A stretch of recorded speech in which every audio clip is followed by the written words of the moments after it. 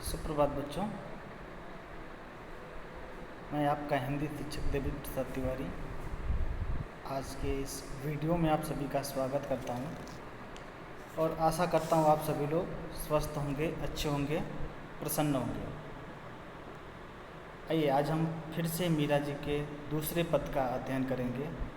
पहले भाग में हमने पढ़ा कि किस तरह से मीराबाई अपने प्रभु से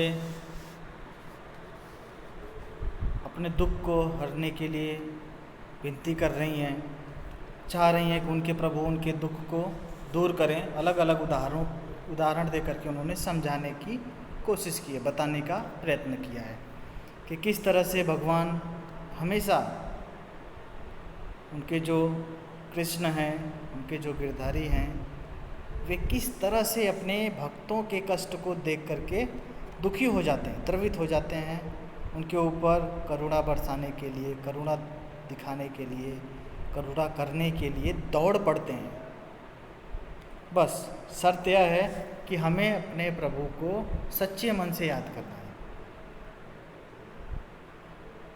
जब हम सच्चे मन से अपने प्रभु को याद करेंगे तो निश्चित ही हमें वो दर्शन देंगे, हमारी समस्या को सुनेंगे। मन हमारा निर्मल होना चाहिए, बस शर्त यह है।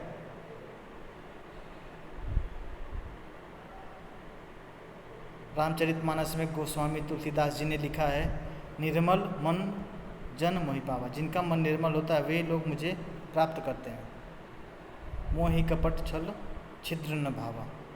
मुझे कपट, छल, धोखा, यह सारी चीज़ें पसंद नहीं है।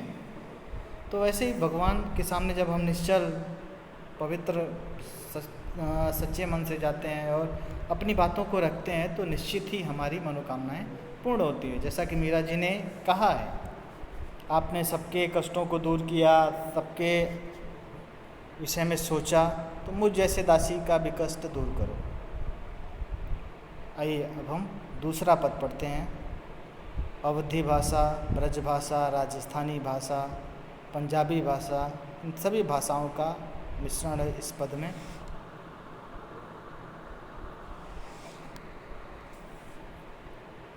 श्याम माने चाकर राखो जी। श्याम मतलब कृष्ण, माने मतलब मुझे, चाकर मतलब नौकर, राखो जी रख लो। गिरधारी लाला माने चाकर राखो जी। हे गिरधारी, मुझे तुम चाकर रखो। मीराबाई अपने भगवान कृष्ण से प्रार्थना कर रही हैं कि हे प्रभु, हे कृष्ण, हे श्याम, तुम मुझे अपनी नौकरी पे रख लो। तुम मुझे अपनी नौकरी पे रख लो। हे गिरधारी, हे गिर को धारण करने वाले, हे कृष्ण, हे मेरे श्याम, मैं तुम्हारी सेविका बनना चाहती हूँ, तुम्हारी दासी बनना चाहती हूँ। मुझे तुम अपनी नौकरी पे रख लो। चाकर राखो जी। हे गिरधारी, मुझे तुम चाकर अपनी नौकरी पे रख लो। क्या क्या फ़ायदा होगा? नौकरी पे रखने से क्या फ़ायदा होगा? अगर हम अब घर में किसी को अब नौकरी पे रखते हैं, कहीं पे भी किसी को भी नौकरी पे रखा जाता है, तो भाई क्या फ़ायदा होता है ना? पूछा जाता है कि आप क्या कर सकते हो, या सामने वाला खुद बताता है कि मेरे अंदर ये गुण है, मैं ये काम कर सकता हूँ। तो मीराबाई आप बता रही हैं कि जब तुम मुझे नौकरी पे रख लोगे तो उसका क्या फ़ायदा होगा। जब तुम मुझे अपनी सेविका बना लोगे तब मैं क्या क्या काम करूँगी। चाकर रहियूँ बाग लगा शूँ, नित उठ दर्शन पायूँ। अगर चाकरी पे, नौकरी पे रख लोगे तो मैं तुम्हारे लिए बाग बगीचे लगाऊंगी, फुलवारियाँ लगाऊंगी। अगर तुम मुझे अपने यहाँ सेविका रखते हो, नौकरी पर रखते हो, तो तुम्हारे लिए मैं बाग बगीचे लगाऊंगी, लगाया करूंगी। नित उठ दर्शन पायूँ। बाग लगाऊंगी, क्या फ़ायदा होगा? आप प्रतिदिन वहाँ घूमने आएंगे, टहलने आएंगे, तो मैं नित्य मतलब रोज प्रतिदिन उठ करके दर्शन पायूँ, तुम्हारा दर्शन प्राप्त करूँगी।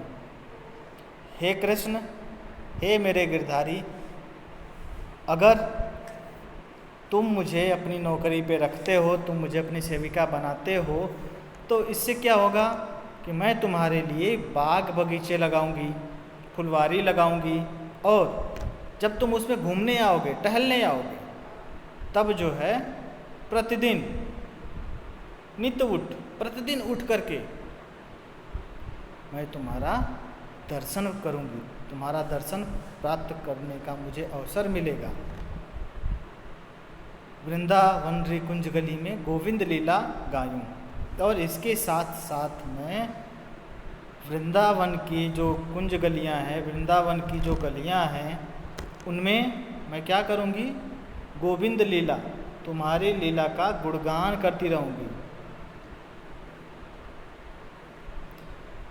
मैं तुम्हारे लिए बाग लगाऊंगी, फुलवारी लगाऊंगी, तुम उठ करके वहाँ जब टहलने घूमने आओगे तो मैं तुम्हारा दर्शन प्राप्त करूंगी। और वृंदावन में घूम घूम करके, वृंदावन रिकुंज गली, जो वृंदावन का गलियां हैं, वृंदावन की फुलवारियां हैं, बगीचे हैं, हर जगह गोविंद लीला गायूं, तुम्हारे लीला का, हे गोविंद तुम्हारे नामों का गुणगान करूंगी, मैं तुम्हारे नामों का गुणगान करूंगी। चाकर में दर्शन पायूं, सुमरण पायूं खर्ची। भाई जिसको नौकरी पे रखते हैं, अब उसे कुछ देना पड़ता है, पैसे देने पड़ते हैं। आज कोई नौकरी कर रहा है तो हम उसे पैसा देते हैं। तो मीरा भाई बोल रहे हैं कि नौकरी, जब मैं आपके यहाँ सेविका बनूंगी, आपकी दासी बनूंगी, तो मुझे मेरा खर्चा कैसे चलेगा? तो बता रही हैं, चाकर में दर्शन पायूं, जब मैं तुम्हारी नौकरी करूंगी तो मुझे तुम्हारा दर्शन प्राप्त होगा। हे प्रभु, मैं आपके दर्शन को प्राप्त करूंगी। सुमरण पायु खर्ची, और तुम्हारे नाम का जो सुमिरन करूंगी, गोविंद लीला गायूं, मतलब तुम्हारे नाम का जो मैं सुमिरन करती रहूंगी, याद करती रहूंगी तुम्हें, उसी से मेरी जेब खर्ची निकलती रहेगी। मुझे कुछ अतिरिक्त पैसे की आवश्यकता, धन का लोभ नहीं है। मैं तो आपके नाम का गुणगान करूंगी, आपके दर्शन को प्राप्त करूंगी, और बस यही चीज़ें मुझे प्राप्त होती रहेंगी। भाव भक्त की जागीर, इसी में मैं खुश हूँ, मुझे अतिरिक्त कोई चीज़ की आवश्यकता नहीं है। भाव भगत जागीरी पायूं, तीनों बाता सरसी।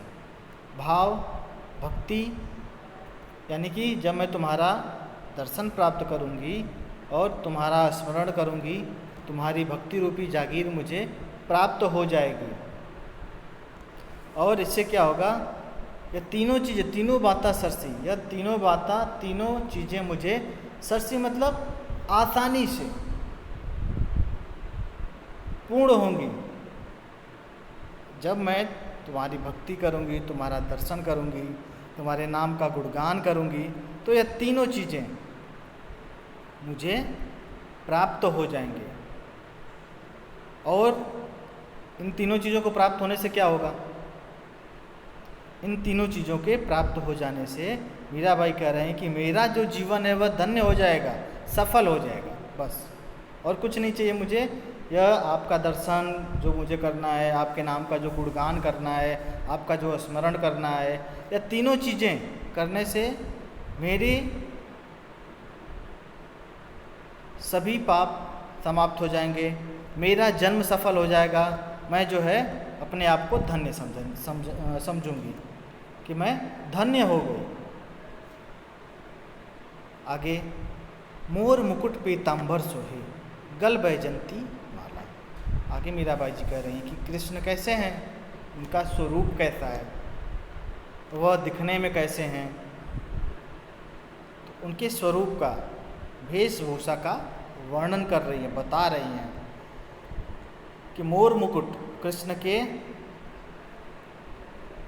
रूप सौंदर्य का वर्णन करते हुए कह रही हैं कि उनके सिर पर, माथे पर मोर का मुकुट है, माथे पर मोर के पंखों से बना हुआ। आपने देखा होगा टीवी में या भगवान का जो चित्र है जिसमें जो है उन्होंने मुकुट पहना है, उसमें मोर लगे हुए, मोर के पंख लगे हुए हैं, मोर पंख से उनका मुकुट बना है।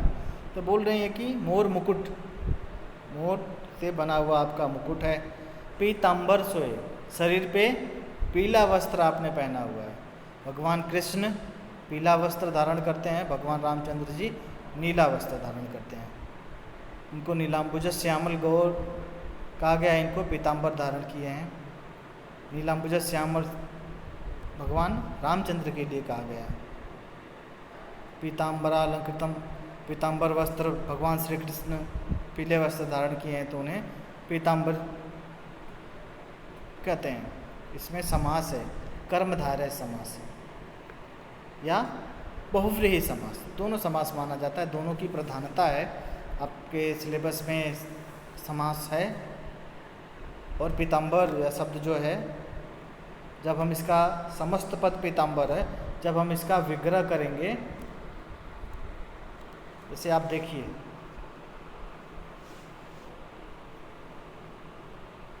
पीताम्बर पीला है,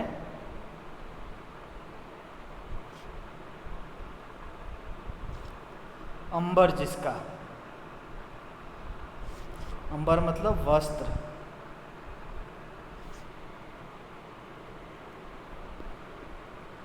अर्थात कृष्ण, यह हो गया बहुव्रीहि समास।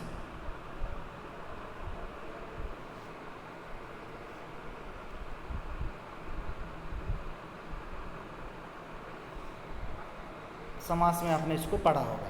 यह शब्द आ गया यहाँ पे, इसलिए मैंने इसको आपको बता दिया।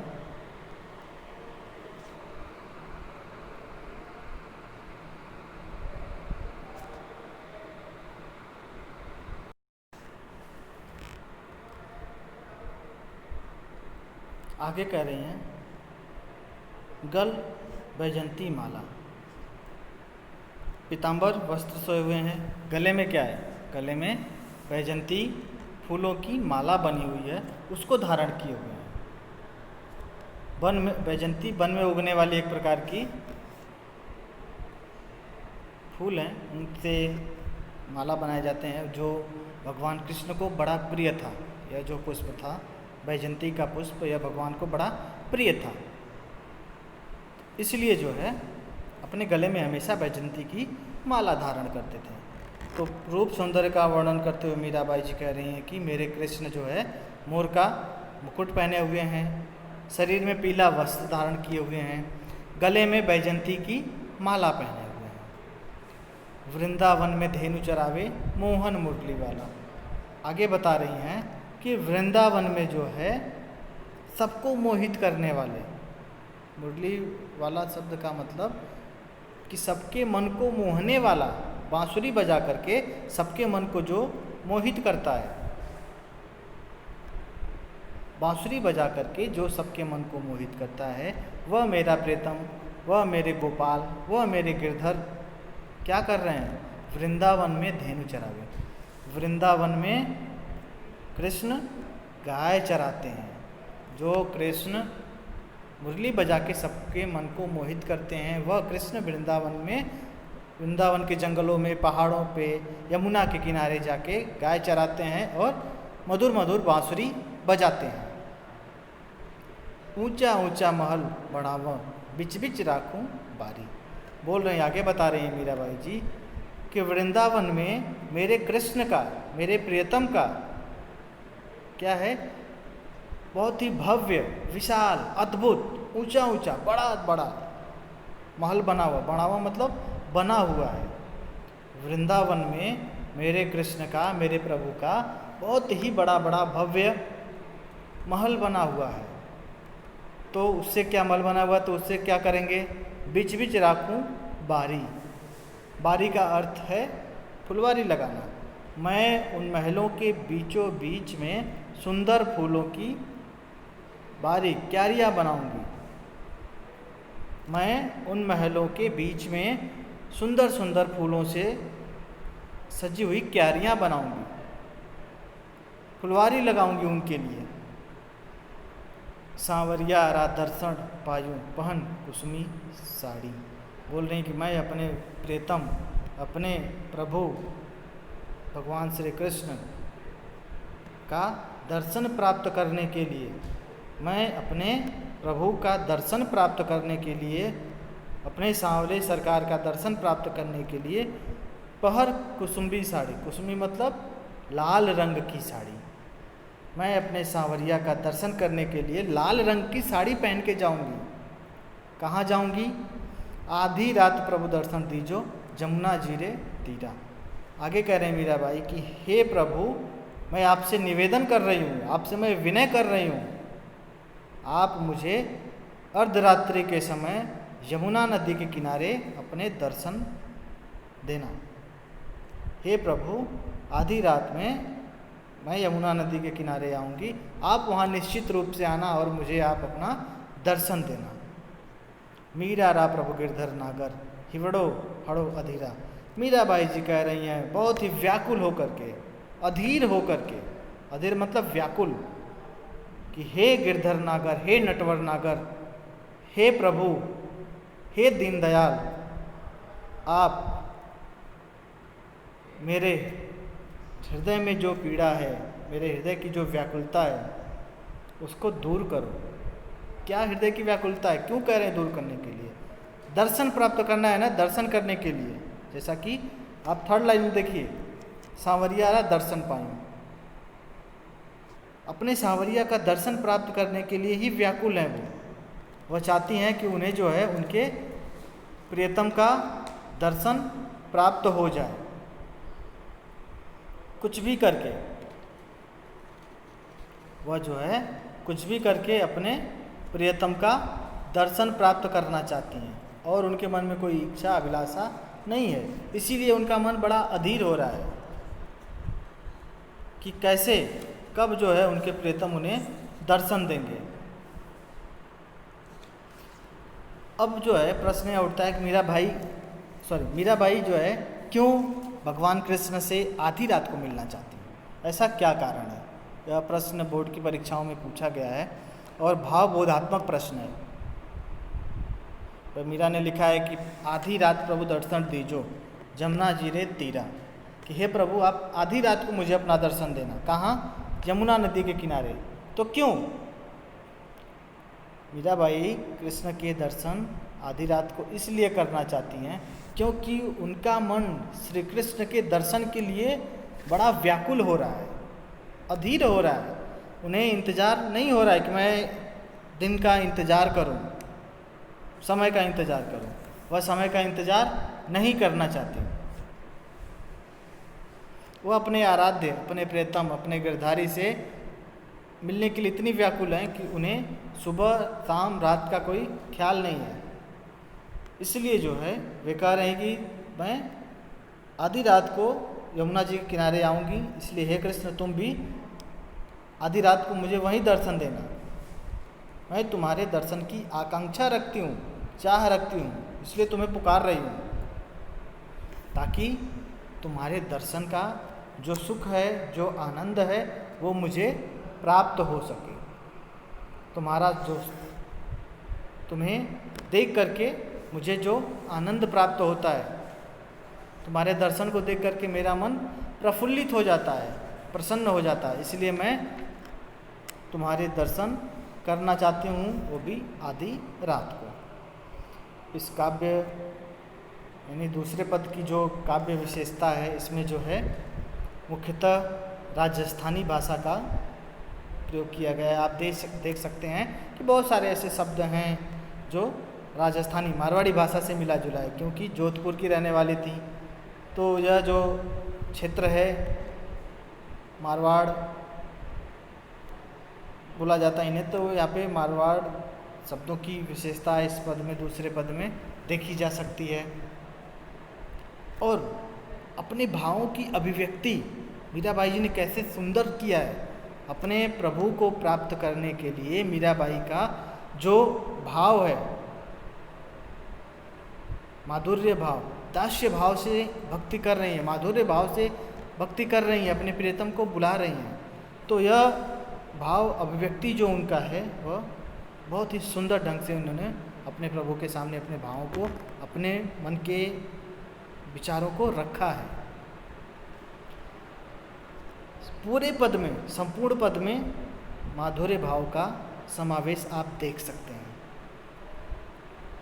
मिलने का, अपने प्रभु से मिलने के लिए कितना तड़प रही हैं, कितना छटपटा रही हैं, क्या क्या नहीं करना चाहती हैं। सेविका बनना चाहती हैं, बगीचे लगाना चाहती हैं, दर्शन करना चाहती हैं, उनके नाम का कीर्तन करना चाहती हैं, फुलवारी लगाना चाहती हैं, मतलब कि किसी भी तरह से कुछ भी करके एन केन प्रकारेण कुछ भी हो जाए, उन्हें अपने प्रभु, अपने प्रियतम का दर्शन प्राप्त हो सके। बस उनके मन में एक यही अभिलाषा है।